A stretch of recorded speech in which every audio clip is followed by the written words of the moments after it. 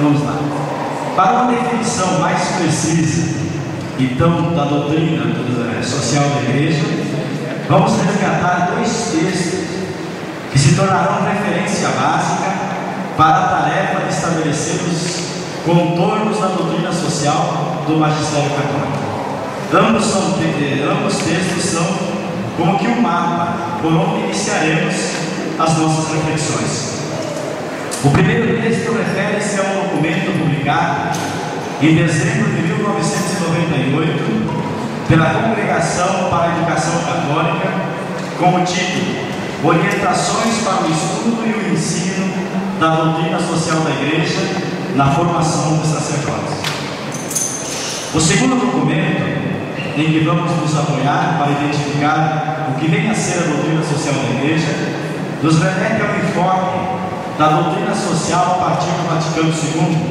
Paradoxalmente, o texto onde vamos encontrar tal enfoque de forma mais elaborada e contundente não pertence aos documentos do Concílio. Trata-se de um documento sobre a justiça no mundo, resultado do sínodo de 1971. Eu até coloquei ali a observação daquilo que eu falei de manhã. A missão do leigo no mundo, pois quando você chega em casa, leia aquele verbo 12. Então a missão do leigo no mundo, transformar o mundo. Outro dia alguém me pediu assim: a igreja precisa de nós? Jesus Cristo precisa de nós? Quem pensa que Jesus precisa de nós, levanta a mão. Quem não pensa, deixa baixar. Estão todos divididos, né? Eu vou afirmar o contrário para vocês. Se nós olharmos num contexto assim e julgarmos que Jesus precisa de nós para ser alguma coisa, não. Por que Jesus precisa de nós? Para transformar o mundo. Para transformar o mundo. Então Jesus precisa de nós e a igreja conta conosco para transformar o mundo. Então que nós tenhamos claro, a nossa contribuição não vai mudar em nada a essência de Jesus. Tudo que Jesus tinha que ser, ele já é. Agora ele conta conosco e precisa de nós para nós transformarmos o mundo. E aí eu pergunto para vocês: como é que nós nos preparamos para enfrentar o mundo? Hoje, parece que virou moda e em cada programa de televisão tem que ter um homossexual, né? Ou é um gay, ou é lésbico. Virou moda. Aí, questão de programas assim pornográficos é corrido na televisão. Não só na televisão, no mundo, em toda a realidade que nós vivemos. E nem a sociedade, a prostituição, a não valorização da pessoa. Para vocês terem uma ideia. Não só perto de nós, ao lado do nosso trabalho, Sim. a gente fala da novela porque passa na TV, né? Mas para não dizer que é algo concreto que nós vivemos. Eu digo uma coisa assim, vocês podem até não concordar comigo. As pessoas falam assim: não, a televisão mostra um mundo ilusório. E eu acredito que só em partes. Os problemas que a televisão mostra são reais. A única ilusão que eu vejo na televisão é a forma como eles resolvem os problemas. Por exemplo, quando entra a questão de separação de casais, nós sabemos que na vida real é um trauma. A televisão mostra assim tão facilzinho, né? Larga um, pega outro, de repente está as duas mulheres convivendo juntos, os filhos tudo junto, e não tem nenhum probleminha. Aquilo é umas mil maravilhas. Não é verdade. Né? Não é verdade. A gente sabe que é traumático, que cria problema, que não consegue conviver junto, né? Que dá a coisa. Então, esse lado a televisão torna mágica. Agora, os problemas que ela vai dominar são realidades. Não adianta nós confundir. São problemas, são feridas que precisam de ser curadas. São feridas que precisam de atenção. E é isso que nós devemos, então, nos propor também nessa caminhada. Então, como igreja, nós temos então que estar também atento a essas realidades, para não deixar que isso passe desapercebido. Mas a minha pergunta é: como que nós trabalhamos ou buscamos se formar para enfrentar esse tema? Porque não adianta nós criticar, não adianta nós só falar. Agora, como nós enfrentamos? Por exemplo, uma doença, como que nós enfrentamos? Nós buscamos remédio, nós buscamos fazer exames para detectar a causa, para podermos combater. Agora, como que nós se preparamos para enfrentar a sociedade que nós vivemos? Nós não se preparamos. Nós não se preparamos. Nós se assustamos. E aqui, uma coisa que hoje começa a acontecer, que já aconteceu no passado, quem sabe me dizer como que surgiu os monastérios? Os monastérios surgiram por aquelas pessoas que fugiram do mundo, foram se exilar às montanhas para fugir do mundo. Eles perderam tanto o encanto pelo mundo que eles não se importaram mais com o mundo, largaram tudo e foram para os montes. Então lá surgiu os monastérios. Hoje nós corremos o mesmo risco. Nós estamos se desiludindo tanto com o mundo que nós estamos querendo fugir. Nós estamos fugindo. Aqui uma coisa assim a ser pensada: não podemos fugir do mundo, gente. Nós temos que se preparar para enfrentar o mundo. E aí precisa o que? Esforço, precisa estudo. Para vocês terem uma ideia, hoje nós enfrentamos um problema dentro da igreja ética, quando fala da questão de células tronco, quando fala da concepção e de tantas outras questões relacionadas a esses assuntos da bioética. Quem de nós buscou aprofundar acerca disso? Hoje nós vivemos um grande problema quando nos colégios, movido pelo poder público, pelo poder político, há distribuição de camisinha de forma discriminada a todos os adolescentes. O que nós fazemos diante disso? Mal apenas sabemos criticar. Nós também não apresentamos uma proposta diferente. E aqui a questão mais grave ainda. Quando daí a gente fala: mas o que eu posso fazer? Isso aí é problema político, é os deputados, é os fulanos, é os caras que têm que fazer. O que acontece quando vem o momento que nós temos a oportunidade de colocar pessoas que pensam por nós? Nós votamos por propina, nós votamos por favor, nós não escolhemos as pessoas que têm princípios, nós escolhemos aqueles que nós julgamos que vai ganhar. Daí eu não posso dizer que eu perdi meu voto, né? Porque no nosso conceito, ganhar o voto, o cara tem que se eleger. Não importa se a pessoa é boa ou não é boa, não importa se ele tem princípio ou não. E aí então, cada vez mais, nós vamos se afundando.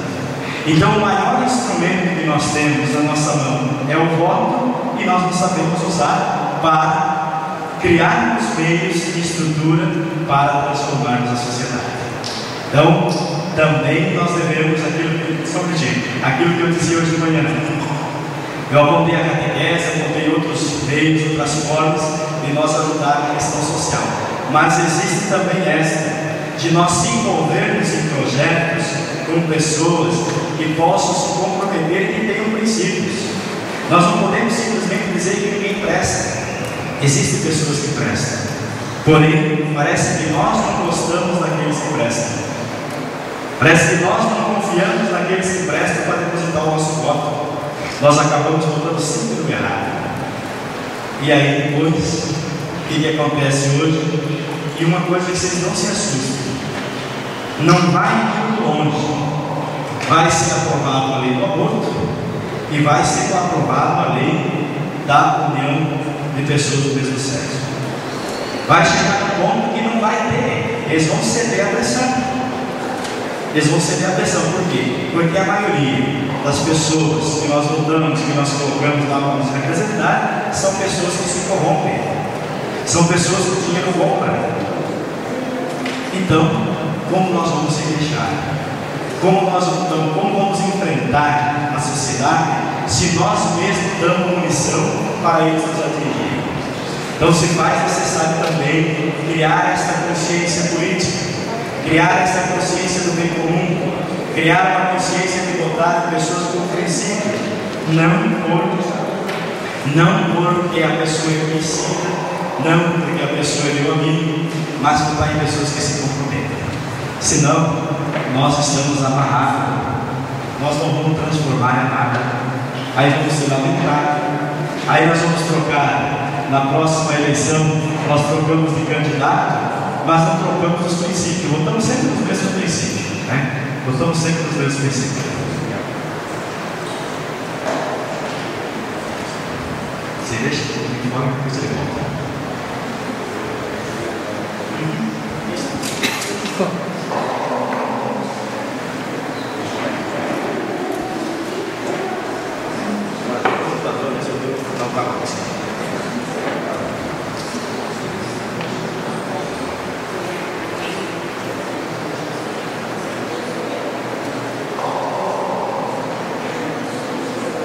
Como está contando?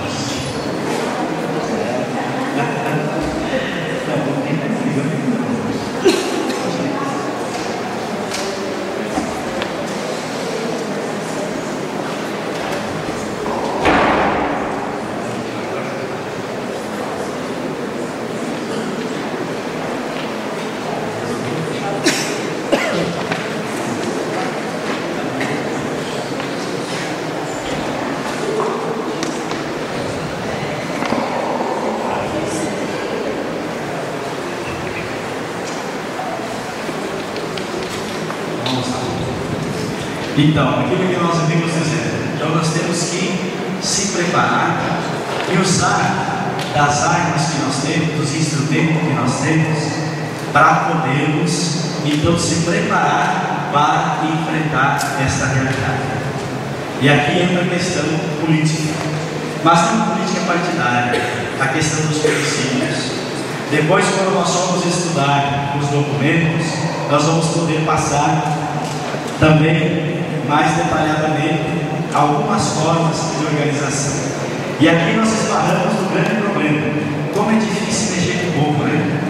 Como é difícil.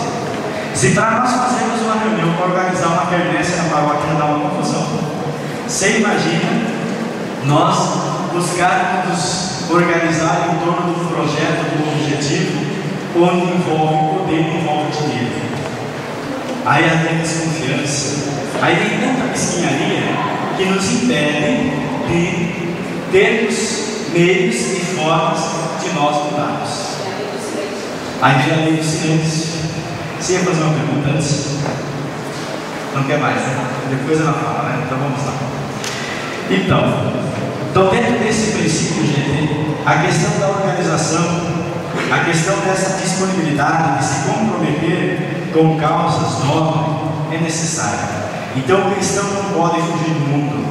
O cristão tem que olhar o mundo e deve transformar o mundo com a sua vivência, com o seu testemunho de vida. Então, ao discorrer sobre os elementos constitutivos da doutrina social, o documento assim define: o ensinamento origina-se do encontro da mensagem do Evangelho e de suas exigências éticas com os problemas que surgem na vida da sociedade. A questão que daí emerge passa a ser matéria para a reflexão moral que amadurece na igreja por meio da pesquisa científica, inclusive mediante a experiência das comunidades cristãs. Então essa doutrina, continua o texto, projeta-se sobre os aspectos éticos da vida, sem descuidar dos aspectos técnicos do problema, para julgá-los com critério moral. Baseando-se em princípios sempre válidos, leva consigo julgamentos contingentes, já que se desenvolve em função das circunstâncias dinâmicas da história e se orienta essencialmente para a ação ou praxe cristã. Então, nesta definição, 4 componentes se destacam. Primeiro, a exigência ética derivada das dimensões social do Evangelho. Então, essa exigência ética seria o cumprimento do Evangelho, a vivência do Evangelho, aquilo que o Evangelho nos propõe. Nós falamos que somos Evangelho, que a nossa igreja, que a nossa fé é pautada na Sagrada Escritura, mas quase sempre nós não levamos em conta o que a palavra nos pede. Então, nós vamos ver que para que esse projeto de Deus, que esse reino de Deus realmente aconteça em nosso meio, é necessária a coerência, a conversão do coração de cada um de nós. Um segundo elemento, imperativos da realidade socioeconômica e político-cultural do mundo em que vivemos. Faz 2 anos, acho, que nós tivemos a campanha da fraternidade, quando falava da questão fraternidade e economia. E nós temos um preconceito de falar mal da riqueza. Gente, a riqueza não é ruim. Uma das definições que eu acho mais bonita que eu vi acerca da riqueza é a seguinte: ser rico não é pecado, pecado é querer ser rico sozinho. Onde reside o pecado? E não saber usar os bens. Esse é o pecado. Os bens é um dom de Deus. Nós simplesmente somos administradores do que é de Deus. Agora, quando nós não sabemos usar os bens, eles se tornam um instrumento perigoso. Aí eles nos levam à condenação. Agora, o mal em si não está na riqueza, está no mau uso que nós damos a ela. É bem verdade que a pessoa que possui muitas coisas tem um risco maior, porque o nosso lado humano, a marca do pecado original, ainda permanece viva no ser humano. Diante de uma situação de constrangimento, quem tem bastante poder financeiro, digamos assim, ele tem uma tendência muito maior de recorrer aos bens que ele tem para defender a sua ideia ou não assumir que errou, ou para se defender de uma acusação contra. Então, uma atenção assim especial: quem mais tem questões materiais deve estar mais atento para saber usar, para que ele sirva então para o bem, não para a condenação, não para a destruição da pessoa. E nós que não temos, não vamos julgar a riqueza algo ruim, vamos aprender a usar, vamos aprender a usar, vamos aprender a partilhar. E uma coisa vamos ter clareza: Jesus não queria e não quer que nós sejamos miseráveis. Às vezes tem umas pregação que eu fico assim louco, que a pessoa parece que diz assim, que para ser de Deus tem que ser miserável, tem que ser humilhado. Não é verdade, não é verdade. Deus não quer isso de nós. Aquilo que Jesus disse lá em Lucas 4:14, Deus veio para proclamar o ano da graça. Deus quer que a pessoa viva com dignidade, Deus quer que a pessoa viva com dignidade. Quando muitas vezes nós tentamos julgar e valorizar tanto o ser miserável, é porque nós não queremos partilhar. De uma certa forma, nós estamos defendendo o nosso egoísmo, de não querer se comprometer com aquele cidadão ou com aquelas realidades. Então, claro, não podemos só pensar em ele, mas que todos tenham o mínimo de condição de vida. Isso sim, mas Deus não quer miserável. Não existe, gente, coisa pior do que você depender da esmola dos outros para viver. Aí eu fico indignado quando eu vejo cristãos que dizem assim, e olha que eu não sou petista, viu? Porque agora que o Lula e a Dilma começaram a dar cesta básica, ninguém mais vai trabalhar. E tem pessoas que defendem isso de uma forma assim, que não deve dar nada. Em alguns pontos eu concordo. Agora eu faço um outro questionamento. O máximo que uma pessoa ganha do governo deve estar em torno aí de 260 a 350 reais por mês. Quem de nós que está aqui que vive disso? Ninguém. Então, se um ser humano chegou ao ponto de se contentar em sustentar sua família e viver com R$300 por mês, é porque realmente não tem mais motivação nenhuma para viver. É digno de pena. É digno de pena. E veja que nós ainda pensamos e queremos tirar 10 sem ninguém. É bem verdade que só dá o dinheiro também não ajuda. E aí eu volto de novo nas questões das forças políticas. O que seria o ideal? Claro, o governo subsidiar, mas dar também conhecimento, dar também informação, buscar criar postos de trabalho para que essas pessoas consigam resgatar a dignidade. E uma coisa nós podemos ter certeza: nenhum ser humano resgata a sua dignidade ganhando esmola. Ele vai conseguir se sentir útil, vai conseguir, digamos, recuperar a sua autoestima quando ele perceber que ele é valorizado, que ele tem uma função, que ele pode se sustentar, que ele pode produzir, que ele é útil para alguma coisa. Agora, enquanto nós não chegarmos a esses níveis, nós temos que estar agindo e ajudando de forma caritativa. Povo da música, vamos cantar aqui, porque eu estou vendo que o povo está dando as coxinhas, né? Vamos com esse povo de pé.